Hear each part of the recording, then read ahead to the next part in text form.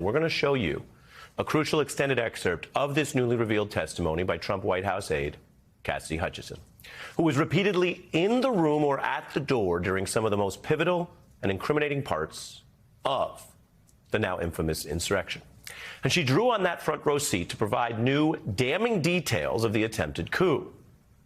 Today, this was the 6th insurrection hearing, and we try to cover them precisely for you. We reported on how the first hearing detailed violent crimes by many, though sometimes without clear causal links to Trump.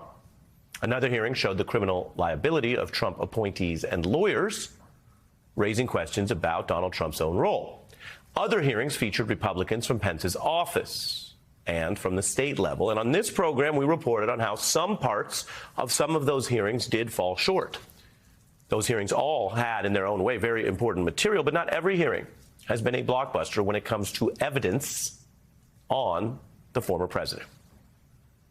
Today's hearing delivered the blockbuster evidence. Smoking gun, first-hand accounts on both Trump's corrupt state of mind and overt acts to advance violence and that attempted coup. Let me just repeat that reporting up front.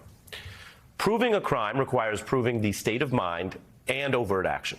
Today's hearing featured a loyal Trump aide's first-hand eyewitness testimony on Trump's state of mind and actions. Hutchinson testifying Trump knew those supporters that he had summoned were armed. He said so.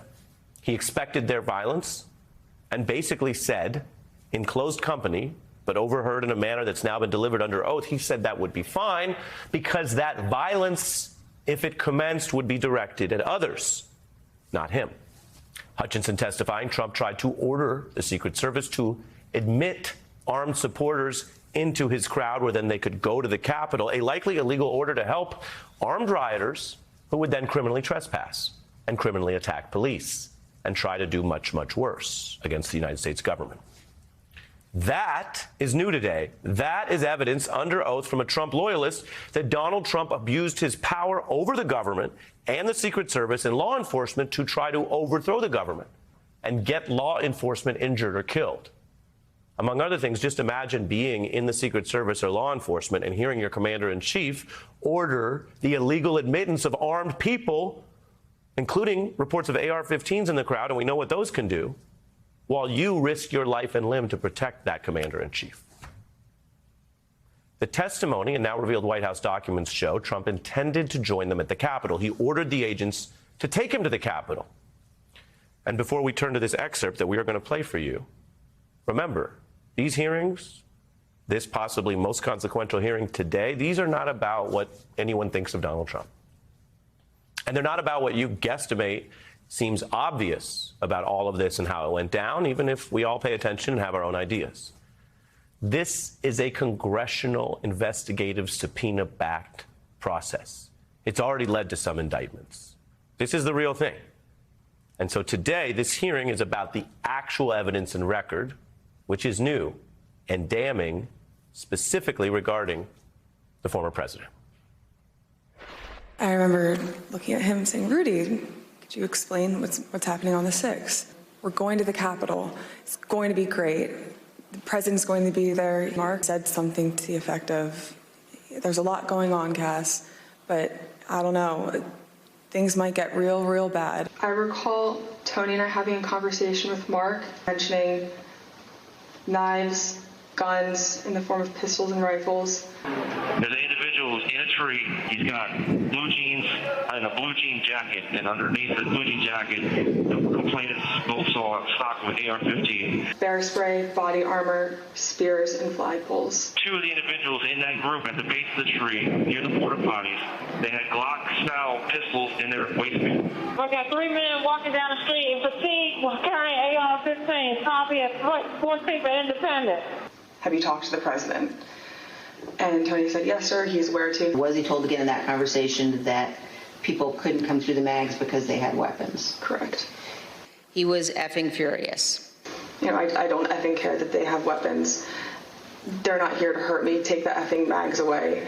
Let my people in. They can march to the Capitol from here. Let the people in. Take the effing mags away. He felt the mags were at fault for not letting everybody in. He wanted it full, and he was angry that we weren't letting people through the mags with weapons. Just to be clear, Ms. Hutchinson, is it your understanding that the president wanted to take the mags away and said that the armed individuals were not there to hurt him? That's a fair assessment. There were many discussions the morning of the 6th about the rhetoric of the speech that day. Fight for Trump. We're going to march to the Capitol. I'll be there with you. Fight for me. Fight for what we're doing. Fight for the movement. We're going to walk down, and I'll be there with you. We're going to walk down to the Capitol.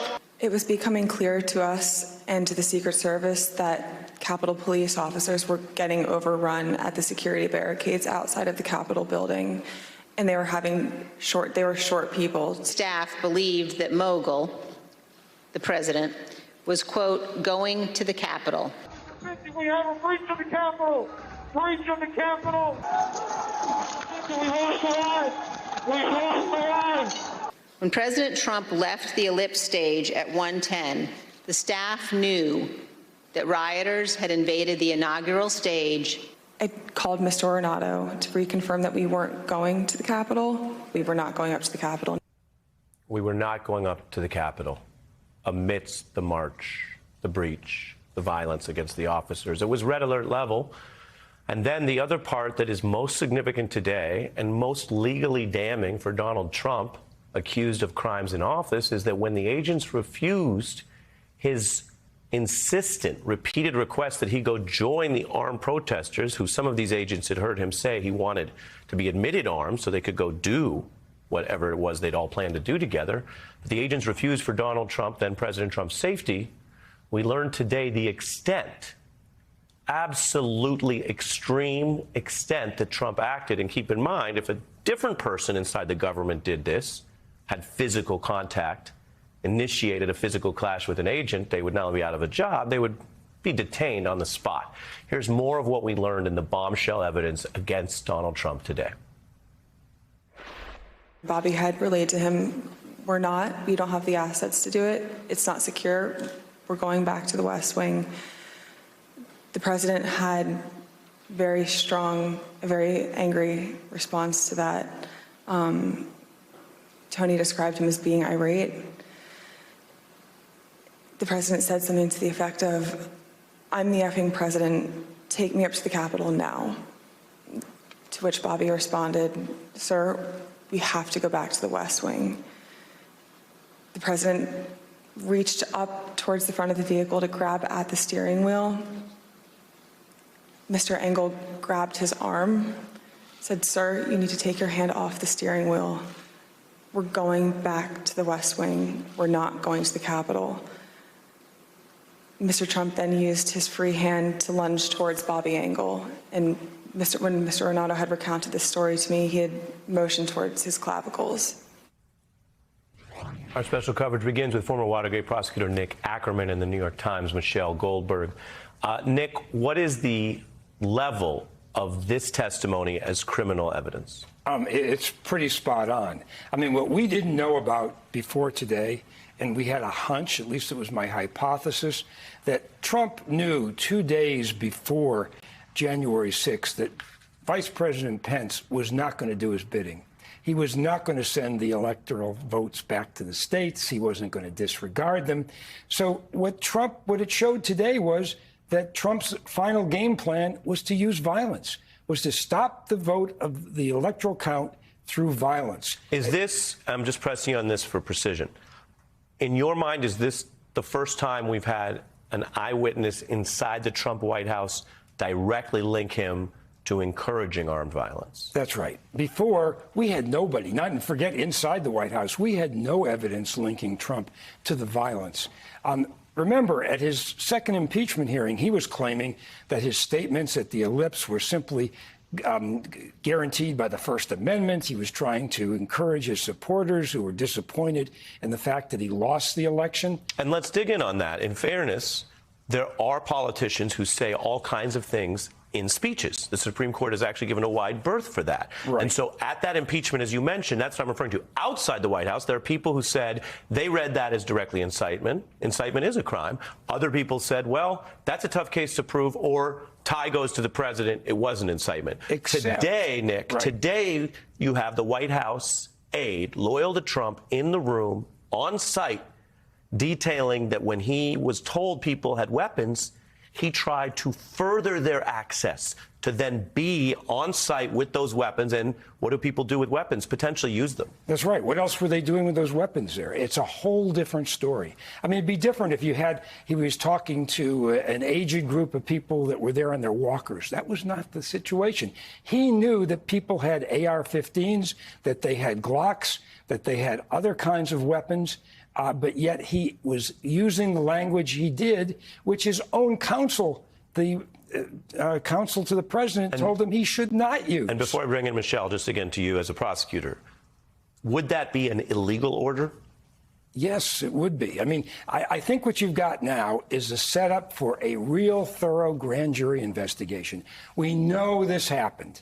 Now the question is, what can you prove? What's hearsay? What's admissible? But you've got people like Meadows who could be put into a grand jury, and if he refused to cooperate, the government can give him immunity. You've got lots of people that were privy to all of this, and you've got the makings of a real case against Donald Trump at this point.